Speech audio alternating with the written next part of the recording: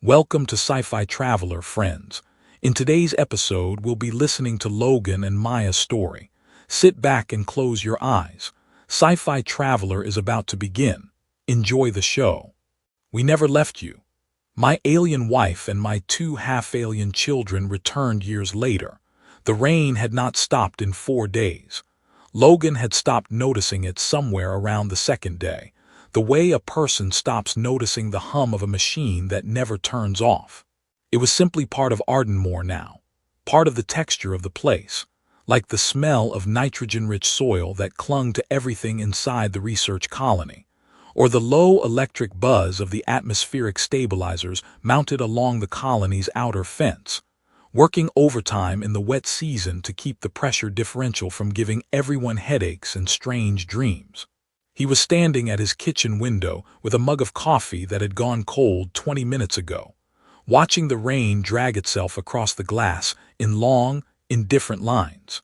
The greenhouse was lit from inside, a pale amber glow in the gray afternoon, and he could see through its curved panels the shapes of his plants standing in their rows like a congregation, waiting for a sermon he hadn't prepared.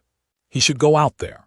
He had soil acidity readings due by end of week, and the Tharlian fern in column 3 had been behaving strangely for days, its fronds curling inward in a way that didn't match any stress response in his database. He did not go out there. He drank the cold coffee instead, grimaced, and refilled the mug from the pot he had brewed 3 hours ago, which by any reasonable standard was no longer coffee so much as a philosophical argument about coffee. Cooper had come by that morning, as he did most mornings, letting himself in without knocking because he had decided years ago that knocking was a formality their friendship had outgrown. He dropped a printed data sheet on Logan's table, new atmospheric readings from the colony's eastern sensor array, flagged with anomalies that Cooper found deeply suspicious and Logan found mildly interesting at best. "You know what this looks like," Cooper had said, tapping the sheet with one finger, his voice carrying the particular energy of a man who had been waiting since breakfast to say something. "Interference from the stabilizers," Logan said without looking up. "It looks like a contact signature." Logan had looked up then slowly, with the expression of a man deciding how much patience he had available. "Cooper, I'm just saying." "That you're always just saying. And I'm always right about 40% of the time, which in this colony is practically prophetic." Logan had taken the sheet, studied it for exactly long enough to be polite, and handed it back. Ionospheric scatter from the storm system moving in from the northern shelf. Perfectly explainable. Cooper had accepted this with the cheerful skepticism of someone who had not changed his mind, but had chosen to table the argument for a later date. Now the afternoon had thickened into early evening, and the fog was coming in from the outer fields the way it always did this time of year. Slowly, deliberately, swallowing the colony's perimeter lights one by one, until Ardenmore contracted into a small, warm island in a gray sea of nothing. Logan had lived here for 9 years. He knew the fog. He knew the rain. He knew the sound the atmospheric stabilizers made when the pressure shifted, and the way the Tharlian fern curled when the humidity climbed past a certain threshold, and the exact hour each evening when the colony went quiet enough that the silence had a shape. He stepped outside. He told himself it was for air. It was always for air, this particular habit, this standing in the doorway in the early dark with cold coffee in hand, looking at nothing in particular. He was not looking at the sky. He had not looked at the sky, not in the way he once had, not with that particular quality of attention, in a very long time. The fog had taken the outer lights. The dirt road that ran from his door toward the colony's eastern gate was barely visible, dissolving into gray after 30 meters or so. There was a shape at the end of it. Logan stood very still. The shape did not move either for a long moment. Then it did slowly, with the careful weight of something that had been traveling a great distance and had decided at last that it had arrived.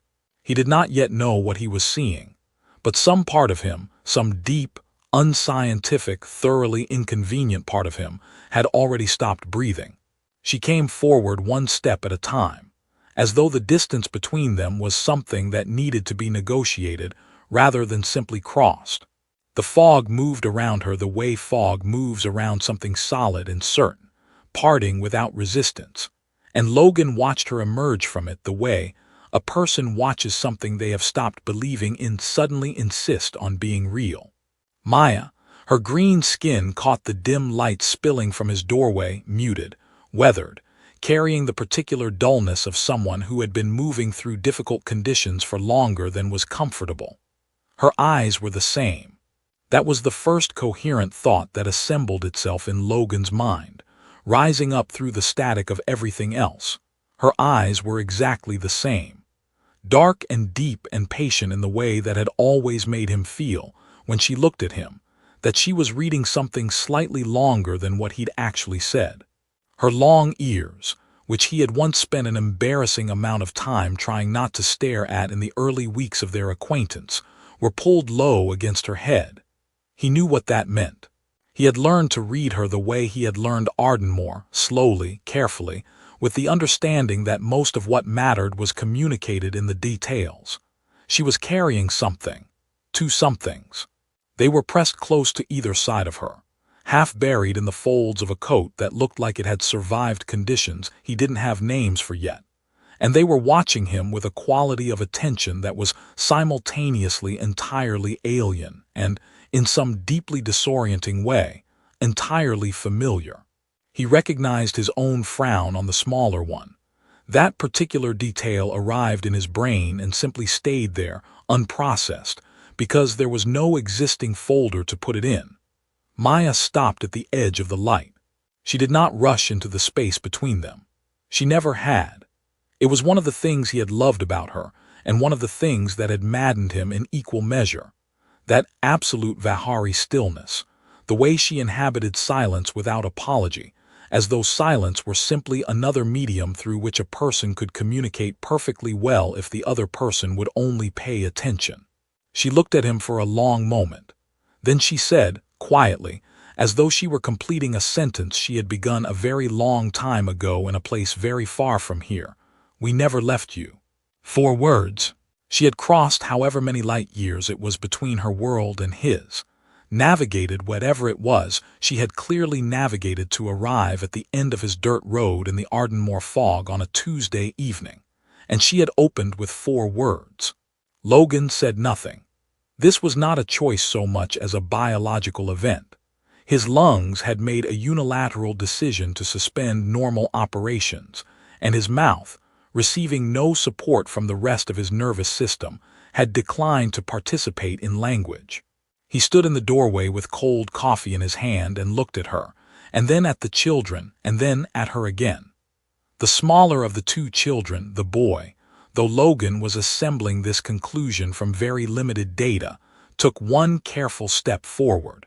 Just one, then stopped, as though he understood with some instinct Logan couldn't account for, that the ground between them was not yet ready for more than that, and Logan felt something shift in his chest that he did not have a scientific term for. It was not joy, exactly. It was not relief. It was something older and less articulate than either of those things, something that lived below the level of language, in the same region of a person where they store the things they have refused to grieve, because grieving them would mean accepting that they were gone. The fog pressed in around the 3 of them at the end of the road. Logan became aware, distantly, that he was still holding the coffee mug, that he had not moved, that his hand was gripping the doorframe with a pressure that was going to leave marks. He was also aware, with the specific clarity that sometimes arrives in the middle of impossible moments, that the mug in his hand was the wrong mug, that he had, without thinking about it, reached for the one on the left side of the cabinet, the one he had never thrown away. He breathed. He did not yet move. He did not yet speak. But he breathed, and he looked at the boy who had taken one step toward him and then stopped, waiting with a patience that was either entirely Vihari or entirely extraordinary. And Logan understood, in the particular way that understanding sometimes arrives not as a thought, but as a physical fact, settling into the body before the mind has finished arguing. That whatever this was, it was not an ending. It had never been an ending. He stepped back from the doorway. It was not a grand gesture. It was simply the only thing his body knew how to do in that moment: step back, make room, allow the impossible to come in out of the rain. Maya guided the children through the door with a hand on each of their shoulders, and Logan closed it behind them. And then the four of them were standing in his kitchen under the overhead light, which was flickering slightly because he had been meaning to replace the calibration node in the lighting circuit for approximately 4 months and had not done it. He was aware of this flickering now with a sudden and profound embarrassment. The children looked around the kitchen with the systematic attention of two people conducting a quiet survey. The girl moved her eyes across the room in a slow, methodical arc, left to right, high to low, the way someone does when they are cataloging rather than simply looking. The boy looked at the coffee machine for a long time with an expression Logan could not immediately classify, though it contained elements of respect. Logan said, "I'll make tea." Maya said that would be good. He filled the kettle. The kettle, which had never once given him any trouble in 9 years, chose this moment to produce a sound like a small animal in moderate distress. He stared at it. It did not explain itself. He turned it on anyway and stood with his back to the room for slightly longer than was necessary, locating his composure somewhere behind the mugs on the second shelf. He turned around and said, "I have tea. And water. I can do water." "The tea is fine," Maya said. "Right, yes." He moved to get the mugs and caught his elbow on the cabinet door. 3 mugs came down. One rolled to the edge of the counter and stopped there, reconsidering. He caught it. He considered this a significant personal victory. The girl was watching him. She had his eyes, he could see it clearly now in the kitchen light, and it hit him somewhere between the ribs, but she held them the way Maya held hers, with that quality of reading something longer than what was visible. She appeared to be about 5. She had the composure of someone considerably older, and she was deploying it with obvious effort to conceal the fact that she was, underneath it, extremely curious. The boy had drifted toward the coffee machine. "That's not for children," Logan said. The boy looked at him. He had Maya's complexion, that deep, quiet green, and Logan's frown, and a general air of someone who was aware of the rules and was evaluating them on their individual merits. "I know," the boy said seriously. Then he kept looking at the machine. Maya sat down at the kitchen table with the particular care of someone whose body had been running on determination for longer than was sustainable.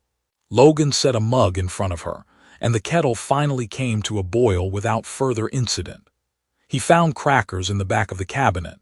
The good ones, technically, which meant they were less than 2 months past the date on the package, and put them on a plate and set them on the table with the specific energy of a man who understood this was inadequate and was doing it anyway. "It's a full meal," he said, "in certain cultures." Maya looked at the crackers, then at him.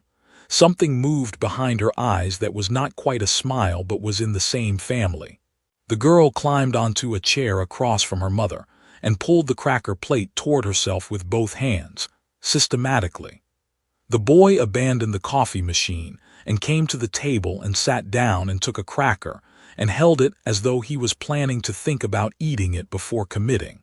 Logan sat down. The 4 of them were at the table. The kettle had stopped making noise.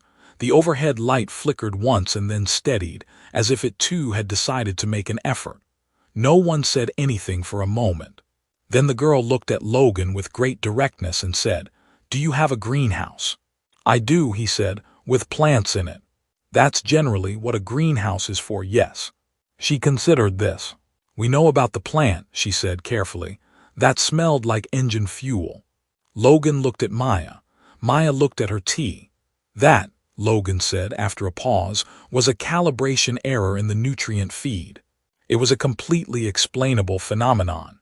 The girl nodded in the way that meant she had noted his answer and reserved the right to return to it later. The boy had fallen asleep. Not gradually, not with warning, simply fallen asleep, sitting upright in the chair, still holding the cracker, his head listing to one side with the total physical commitment of a small child who has decided that now is the time. Logan looked at him. Something in his chest moved again, slow and enormous, like something that had been frozen for a long time beginning, with great caution to thaw. He moved the boy to the couch without waking him, which felt like diffusing something very small and very important. The cracker came with him, still in his hand, and Logan left it there because removing it felt like a risk he wasn't prepared to take. He found a blanket in the hall cabinet, the gray one, the one that had been washed so many times it had achieved a kind of philosophical softness, and laid it over him, and stood there for a moment longer than was strictly necessary before going back to the kitchen. The girl had rearranged the cracker plate. She had organized the crackers by size, largest to smallest, in a line that ran from one side of the plate to the other with a precision that suggested this was simply how she processed new environments. She was working on the smallest one now, eating it in careful increments, watching Logan return to his chair with the same systematic attention she had given the rest of the room. Maya was holding her mug in both hands. She looked better for the warmth. Not well, he wasn't going to tell himself she looked well, but better, in the way that a person looks when something they've been bracing against has finally, for the moment, stopped. Logan sat down. He wrapped his hands around his own mug and looked at her across the table and said, "Tell me what you can." Maya looked at him for a moment. Then she said, "Leaving was not a choice, not the way you would understand choice." He had prepared himself in the 6 years since her disappearance for many versions of this conversation. He had run them in his head at various hours, in various emotional registers, and they had ranged from the quietly devastating to the operatically terrible. He had not prepared for her to sound tired. Not guilty, not defensive, simply tired, in the way of someone who has been carrying the explanation for a very long time and has thought about how to deliver it so many times that all the drama has worn off it, leaving only the facts. She told him about the Vihari conclave. She told him about the recall, a political instrument older than the colony of Ardenmore, older than human contact with the Vihari, activated in a period of crisis he had not heard about because the Vihari had not chosen to broadcast it. Those who had formed bonds with humans were recalled not out of cruelty, she said, but out of fear. The conclave was afraid. That, she said, was the simplest version. Afraid of what? Logan asked. Of what we were becoming, Maya said. Of what our children might be. Logan absorbed this. He looked at his mug. He said, "Did you try to reach me?" "Yes. The transmissions were blocked, not by me." He was quiet for a moment. "How many times?" Maya looked at him steadily. "Many times," she said, and the weight of those 2 words was such that Logan decided, without conscious deliberation, not to ask her to be more specific right now. He was attempting to formulate the next question when the front door opened. Cooper came in the way Cooper always came in, with the energy of a man who has decided his arrival is welcome and the cheerfulness of someone who has not yet assessed the room. He made it approximately 4 steps before stopping. He looked at Maya. He looked at the kitchen, at the mug in front of her, at the cracker plate with its remaining organized row. He looked toward the couch, where the boy was asleep under the gray blanket, still holding what was left of his cracker. He looked at the girl, who looked back at him with calm, complete attention. Cooper looked at Logan. Logan looked at Cooper. Cooper said, "So the crackers weren't just for you." "Cooper," Logan said, "I'll come back." "That would be good." "Tomorrow is fine." Cooper nodded slowly, with the expression of a man who had approximately 40 questions, and the self-awareness to understand that now was not the time for any of them.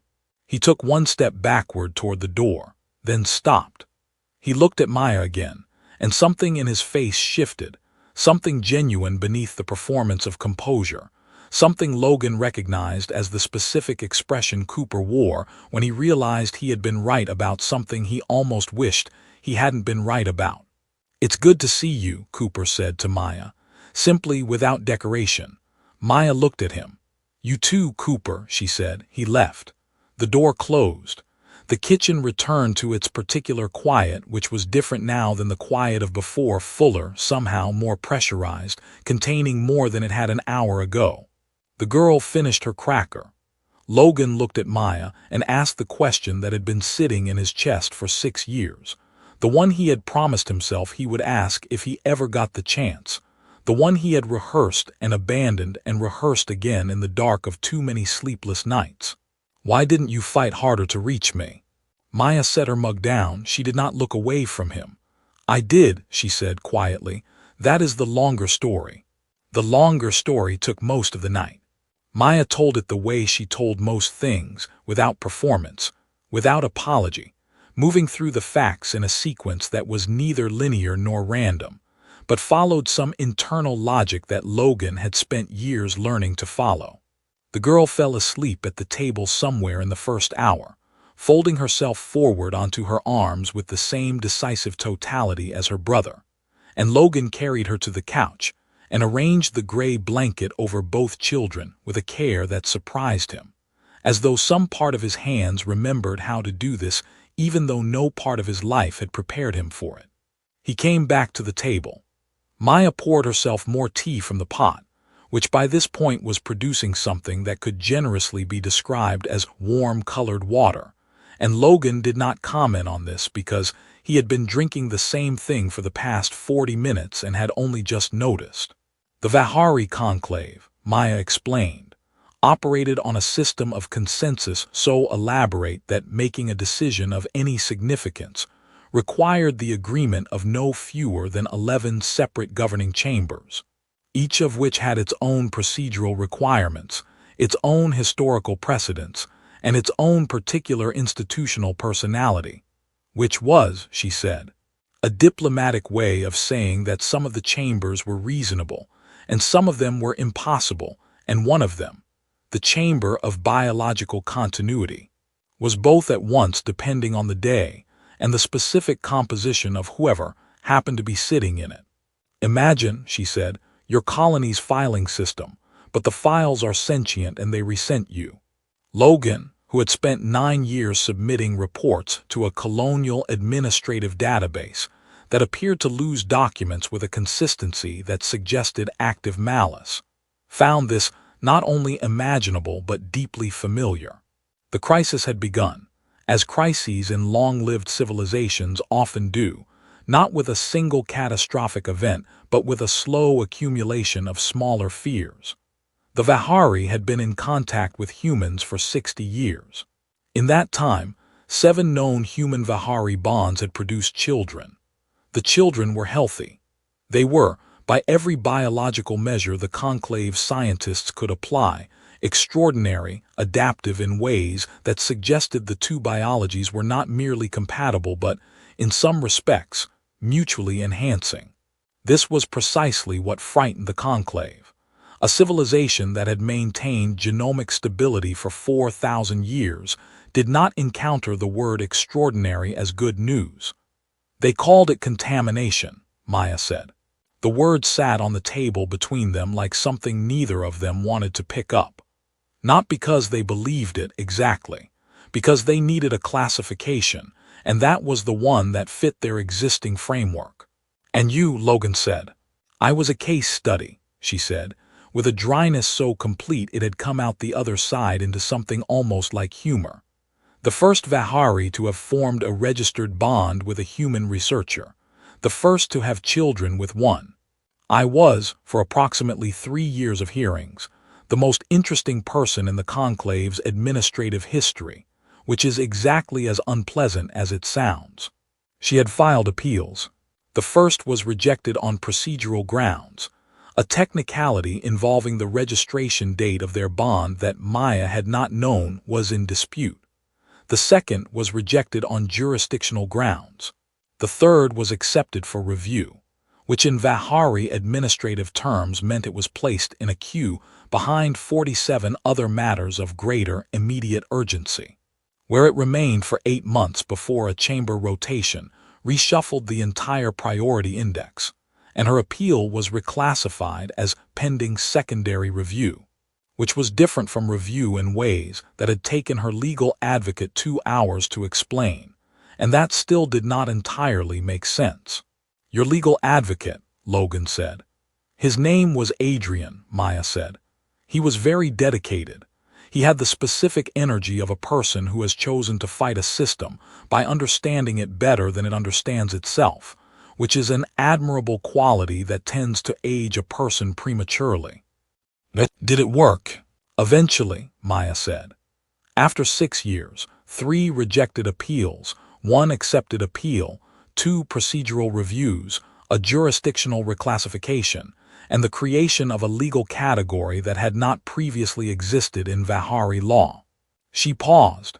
"They called it a compassionate continuance. It allows me to remain in human space with the children, under certain conditions, for a period subject to renewal." Logan looked at her. "Certain conditions," he said. "Yes." "And the period subject to renewal?" "Yes." He was quiet for a moment. Outside, the rain had finally stopped. Ardenmore was silent in the way it only got in the very late hours, when even the atmospheric stabilizers seemed to ease their frequency slightly, as though the colony itself was breathing out. "Maya," he said. "I know," she said. "You haven't told me what the conditions are." She looked at him across the table, steadily, patiently, with those dark eyes that read something longer than what was visible, and she said, "I know. I needed you to understand the rest of it first." Logan nodded slowly. He looked at his mug. He looked at the door to the sitting room where his children were asleep on his couch under a gray blanket. His children. The word arrived in his mind for the first time in exactly those terms, and he let it stay there, and did not try to process it further, because some things needed to be inhabited before they could be understood. Morning arrived in Ardenmore the way it always did after heavy rain, cautiously, as though checking first whether it was welcome. The light came in thin and pale through the kitchen window, and Logan was already awake, sitting at the table with fresh coffee he had made at an hour that did not bear examination, when he heard the first sounds of movement from the sitting room. It was the girl. She appeared in the kitchen doorway with her hair in a state that suggested serious events had occurred during the night, and her coat half on, one arm in and one arm decisively not, as though she had begun getting dressed and then encountered an idea more interesting than the second sleeve. She looked at Logan. Logan looked at her. She came to the table and climbed into the chair across from him and folded her hands on the surface in a way that communicated that she had an agenda. "Do you know," she said, "what photosynthesis is?" Logan set his coffee down. "I do," he said. "It's my job." She nodded, filing this. "Do you have a greenhouse?" "We discussed this last night." "I want to confirm it in daylight," she said, with a reasonableness so complete it was almost aggressive. "Yes," Logan said. "I have a greenhouse." She nodded again. Then, with the precision of someone working through a prepared list, she said, "Is it true that you once grew a plant that smelled like engine fuel?" "That," Logan said carefully, "has been somewhat exaggerated in the retelling. My mother said it cleared the colony's eastern corridor for 2 days. The ventilation system in the eastern corridor was already compromised." The girl looked at him steadily. She had his eyes and Maya's patience, and an expression that suggested she was recording his answers for later cross-referencing. Logan had the sudden, specific feeling of being peer-reviewed by someone who had not yet lost a milk tooth. "What is your name?" he asked, because in the extraordinary sequence of the previous evening he had somehow not yet asked this, which now struck him as a significant administrative failure on his part. "Nora," she said. "And your brother?" "Daniel," she said. "He sleeps longer than me. He always has. My mother says it is because he thinks very hard while he is awake and his brain requires the extra time." She paused. "I think he just likes sleeping." Logan looked at her. Something in his chest performed the same slow movement it had been performing at irregular intervals since last night, that tectonic shift of something frozen beginning to reconsider its position. "Nora," he said. How old are you? 5, she said. Daniel is 4. He will tell you he is almost 5, which is technically true but requires a generous definition of almost. From the sitting room came the sound of the boy, Daniel, waking up, which was not a quiet process. There was a series of sounds suggesting negotiation with the blanket, followed by silence, followed by the very specific noise of a small person discovering that they are in an unfamiliar room and taking a moment to form a position on this. Then Daniel appeared in the doorway. He was still holding the cracker. Logan stared at it. It was the same cracker from last night, now of a structural integrity that defied reasonable expectation. Daniel looked at it too, briefly, then looked at Logan with the expression of someone who had several questions but was prioritizing. He looked at the coffee machine. No, Logan said. Daniel looked at him. It's not for children. Daniel considered this with the focused attention of someone evaluating a policy position, rather than simply accepting a rule. He then walked to the table and climbed up next to his sister, and set the cracker down in front of him with the care of someone placing an artifact into temporary storage. Nora looked at the cracker, then at her brother. You kept it, she said. It was good, Daniel said with dignity. Logan got up and found 2 more crackers and put them on a plate, and set it between the children because it was 7 in the morning, and he had not yet thought about what else he had in the kitchen that was appropriate for children, which was a question that joined a rapidly growing list of questions he was going to need to address in the near future. Maya appeared 20 minutes later, moving through the kitchen doorway with the quiet of someone who had been awake for some time and had chosen stillness over announcement. She looked at the 3 of them at the table, her daughter working through what was evidently the second phase of her interview with Logan, her son eating a cracker with solemn focus, Logan sitting across from them with his coffee, and the expression of a man who had been examined, and was not entirely sure how he had performed. And something moved across her face that was not quite a smile, but was the thing that lived just before one. She sat down. She asked about the plant, Logan said. I assumed she would, Maya said. You told them about the plant. It is an important story, Maya said, with complete serenity. Nora looked up from the table. I would like to see the greenhouse today, she said. She said it the way a person states a fact about the weather, not as a request, exactly, but as a piece of information she was making available to those who might find it relevant. Logan looked at Maya. Maya looked at her tea. Logan looked back at Nora, at her folded hands and her careful eyes and the half-on coat she was still wearing, one arm committed and one arm free, and he said, After breakfast. And Nora nodded, satisfied, as though this had always been the plan. Cooper came by in the afternoon, which was inevitable, and this time he knocked, which was unprecedented. Logan opened the door and looked at him. Cooper was holding a data sheet, the same one from yesterday morning, with the atmospheric anomalies, and he had the expression of a man who had spent the night reorganizing everything he thought he knew and was now presenting himself for further information. The contact signature, Cooper said. Come in, Logan said. Cooper came in. Nora and Daniel were in the greenhouse with Maya, which Logan could see through the kitchen window. 3 figures moving between the plant rose in the pale afternoon light. Nora pointing at things and asking questions at a rate that suggested she had not yet approached the bottom of her list, and Daniel walking slightly behind, eating something that Logan hoped was one of the authorized snacks he had found in the back of his cabinet, and not, for instance, the Therlian fern. Maya moved between them with a patience that was both entirely her own, and, Logan now understood, something the children had inherited so completely it had become structural. Cooper looked at the window for a long moment. Then he sat down at the table, set the data sheet on it, and said nothing, which was, for Cooper, an extremely loud statement. Logan poured him coffee and sat down across from him. 6 years, Cooper said. Yes. She came back. Yes. With 2 children. Yes. Cooper picked up his coffee. He looked at it.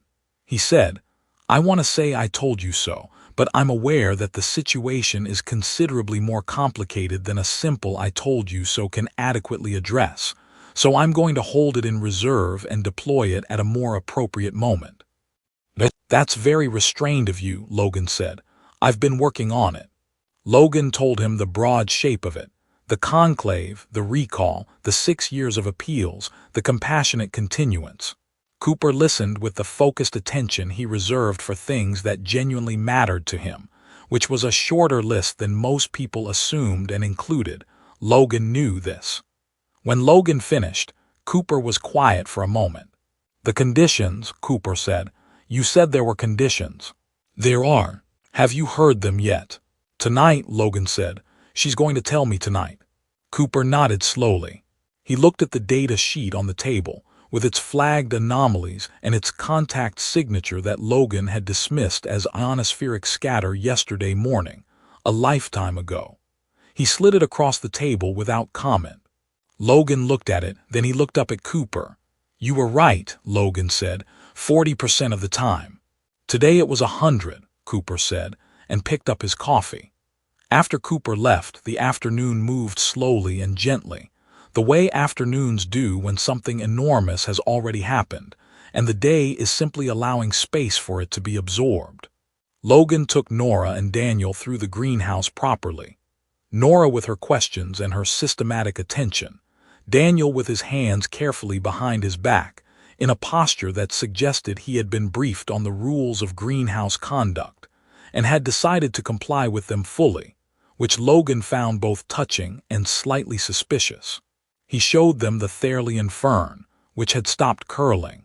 He explained the soil acidity readings in terms that he calibrated, as he spoke, to the specific quality of Nora's listening. She asked 4 follow-up questions, each one more precise than the last. Daniel asked one question, which was whether the plants could hear them. Logan said the current science was genuinely uncertain on that point. Daniel nodded and then, very quietly, said hello to the nearest plant. Nora looked at her brother with an expression of profound scientific skepticism. The plant did not respond, but Logan thought privately that the sentiment was exactly right. That night, after the children were asleep, quickly, completely, with the same total physical commitment that seemed to be their natural mode, Maya sat across from him at the kitchen table and told him about the conditions. The Vahari bonded registration, the obligations it carried, the surveillance, the reporting requirements, the periodic reviews before the conclave that would assess, on a schedule she described with careful neutrality, whether the compassionate continuance remained justified. She laid it out fully, without softening it, because she had never softened things for him and he had never wanted her to. When she finished, she said, as she had said at the end of the road in the fog 2 nights ago, nothing further. She let it sit, she let him think. Logan looked at the table for a long moment. Then he said, "I kept the second mug in the cabinet." Maya looked at him. "For 6 years," he said. "The one on the left side, I never threw it away." She was quiet for a moment. Then she said, "Was it clean?" "No," he said. "Logan," she said, "that is disgusting." "I know. 6 years. I'm aware."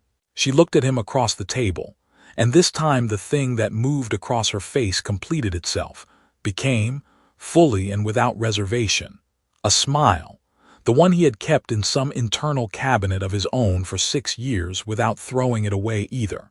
He reached across the table and covered her hand with his, and she turned her hand over and held his, and outside the window Ardenmore was dark and quiet, the fog gone, the atmospheric stabilizers humming their low, steady hum, the sky above the colony clear for the first time in days, full of stars that were no longer something he looked at with grief.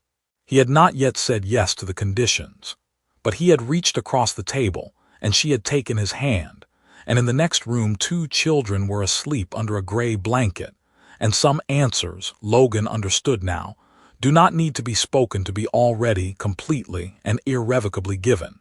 There is a particular kind of wound that does not bleed. It is the kind that forms in the space where someone used to be, in the left side of a cabinet, in a second mug you cannot bring yourself to put away, in the habit of standing in a doorway at the same hour each evening, looking at nothing, telling yourself you are simply getting air.